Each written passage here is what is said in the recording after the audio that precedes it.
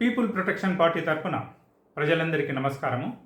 ప్రజలరా, మనది ప్రజాస్వామ్య దేశం. ఈ దేశంలో ప్రజలే యజమానులు. మన దేశంలో రాజకీయాలు చేసేది ఎవరో కాదు, మనమే.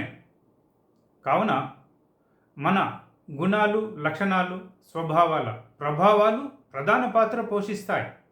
ఎందుకు చెప్తున్నానంటే, మనము ఎవరినైతే ఎన్నుకుంటున్నామో, అంటే ఏ ప్రజాప్రతినిధిని అయితే ఎన్నుకుంటున్నామో ఆ ప్రజాప్రతినిధి గుణాలు, లక్షణాలు, స్వభావాలను కూడా మనము పరిగణనలోకి తీసుకోవాలి.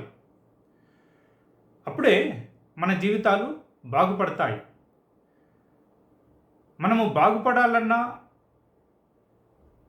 మనము చెడిపోవాలన్నా ఈ ప్రజాస్వామ్య దేశంలో మన పాత్ర ఎంత ఉంటుందో, మనము ఎన్నుకునే ప్రజాప్రతినిధుల పాత్ర కూడా అంతే ఉంటుంది. దీనినే ప్రకృతి నియమము లేదా ధర్మము అని అంటారు. ఎందుకు ఇది చెప్తున్నాను అంటే, మనము ఏమైతే ఇస్తామో అదే మనకు తిరిగి వచ్చును. కావున అందరూ ఆలోచించి సరియగు విధంగా స్పందిస్తారని భావిస్తూ ముగిస్తున్నాను. ధన్యవాదాలు.